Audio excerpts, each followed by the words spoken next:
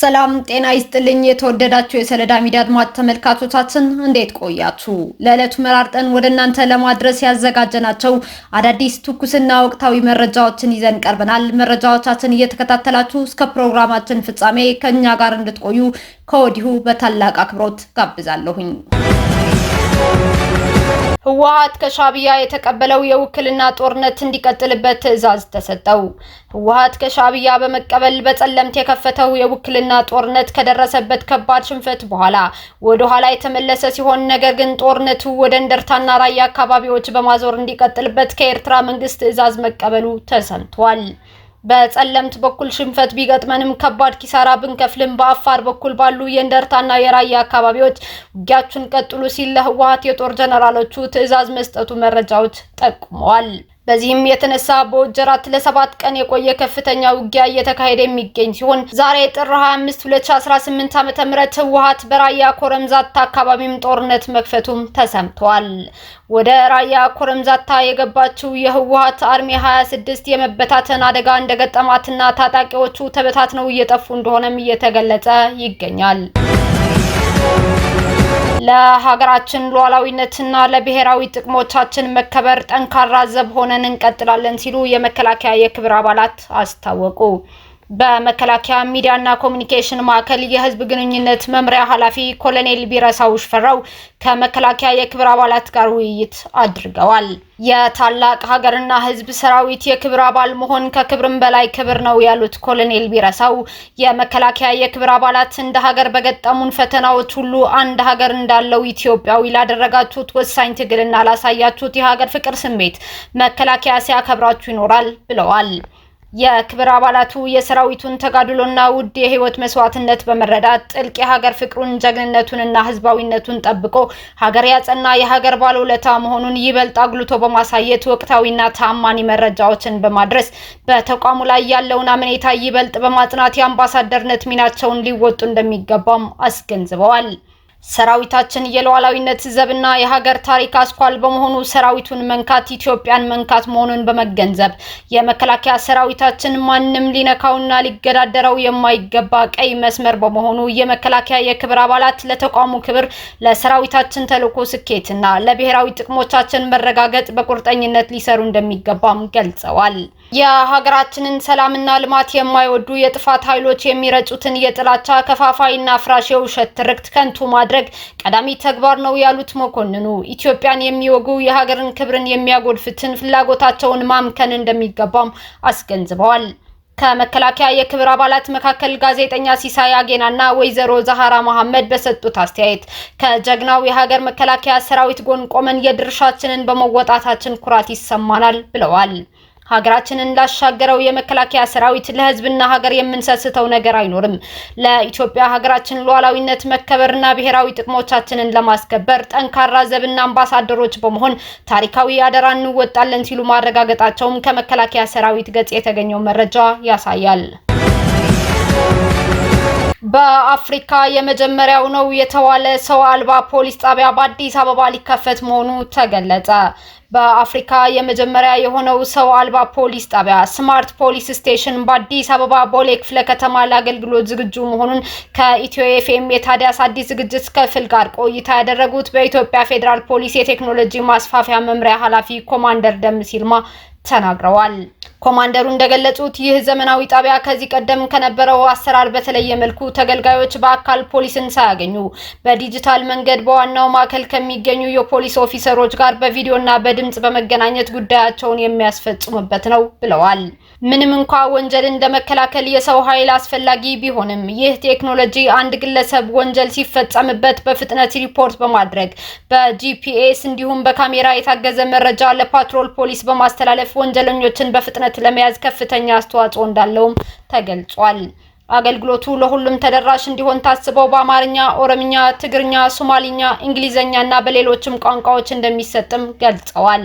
ጣቢያው ከኢትዮጵያ ፌዴራል ፖሊስ መተግበሪያ ኢኤፍፒ አፕ ጋር በመቀናጀት በስማርት ስልኮች ላይ ያለውን አገልግሎት እዛው በሚገኙ ማሽኖች ማግኘት እንደሚቻልም አንስተዋል። ይህ ስማርት ጣቢያ ከወንጀል ሪፖርት ባሻገር የተለያዩ ክፍያዎችን ጨምሮ እስከ 46 የሚደርሱ የመንግስት አገልግሎቶችን መስጠት የሚችል ሲሆን ቴክኖሎጂው የሰው ንክኪን በመቀነስ ሙስናን ለመከላከል መልካም አስተዳደርን ለማስፈን አማራጭ የሌለው ጉዳይ መሆኑን ጠቁመዋል።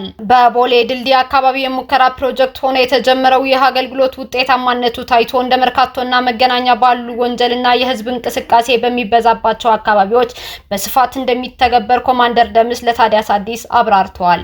ይህ ቴክኖሎጂ የከተማዋን ደህንነት ለማስጠበቅ ትልቅ አመርታ መሆኑ የተገለጸ ሲሆን ህዝቡ ይህንን ዘመናዊ አሰራር ተጠቅሞ መረጃ በመስጠት የጸጥታ አካሉን ማገዝ እንዳለበትም መልእክታቸውን አስተላልፈዋል። በማዳጋስካር በተከሰተው የፊቲ አውሎ ንፋስ ከ28000 በላይ ሰዎች ተጎዱ። ከ6000 በላይ ቤቶች በጎርፍም ተጥለቅልቀዋል። ከ800 በላይ ቤቶች ሙሉ በሙሉ እንደወደሙና ከ6000 በላይ የሚሆኑት ደግሞ በጎርፍ እንደተጥለቀለቁ የሀገሪቱ ብሔራዊ የአደጋ ስጋት ስራ አመራር ቢሮ ጠቅሰው የአካባቢው መገናኛ ብዙሃን ዘግበዋል። አውሎ ንፋሱ ቢያንስ የ3 ሰዎች ህይወት የቀጠፈ ሲሆን 5 ሰዎች ላይ ደግሞ የአካል ጉዳት አድርሷል። በአደጋው ከፍተኛ ጉዳት የደረሰባቸው አካባቢዎች ዋና ከተማዋ አንታናናሪቮ እና በሰሜን ምዕራብ የሚገኙ በርካታ ከተሞች ናቸው ተብሏል። በኢኒሼቲቭ የናይጄሪያ ኢኮኖሚ አፍሪካን በመምራት ዓለምን ሊያስደንቅ መሆኑ ተገለጸ። ዓለም አቀፉ የገንዘብ ድርጅት IMF ባወጣው አዲስ መግለጫ እንደ አውሮፓውያን አቆጣጠር በ2026 ናይጄሪያ ከአፍሪካ ቀዳሚዋ የኢኮኖሚ ሞተር በመሆን የዓለምን የኢኮኖሚ እድገት በከፍተኛ ሁኔታ እንደምታግዝ አስታውቋል። IMF ናይጄሪያ በ2026 የ4.4% የኢኮኖሚ እድገት ወይም GDP ግሮዝ እንደምታስመዘግብ ተንብዋል። ይህም ሀገሪቱ ለዓለም አቀፍ የኢኮኖሚ እድገት የምታበረክተው ድርሻ ከአፍሪካ ቀዳሚ ያደርጋታል። እንደ አውሮፓውያን አቆጣጠር በ2026 ናይጄሪያ በጠቅላላ የሀገር ውስጥ ምርት ኖሚናል GDP ከአፍሪካ ግዙፍ የኢኮኖሚ ኃይሎች መካከል አንዷ በመሆን ወደ መጀመሪያዎቹ 3 ተርታ ትመለሳለች ተብሎም ይጠበቃል። የአፍሪካ የኢኮኖሚ ሚዛን እየተቀየረ መሆኑን የጠቀሰው ሪፖርቱ ደቡብ አፍሪካ በተለያዩ መዋቅራዊ ችግሮች ሳቢያ እድገቷ እየተገታ ሲሆን ናይጄሪያ ግን በአንጻሩ ቁልፍ የኢኮኖሚ አንቀሳቃሽ በመሆን እየተመነደገች መሆኑን ያሳያል። ናይጄሪያ በእድገት ፍጥነት በደቡብ አፍሪካን ብትበልጥም በጠቅላላ ሀብት ማለትም ኖሚናል GDP ግን ደቡብ አፍሪካና ግብጽ አሁንም ከፊት ይገኛሉ። ነገር ግን ናይጄሪያ እንደ አውሮፓውያን አቆጣጠር በ2026 አልጄሪያን በመብለጥ ወደ 3ኛ ደረጃ እንደምትመጣም ይጠበቃል።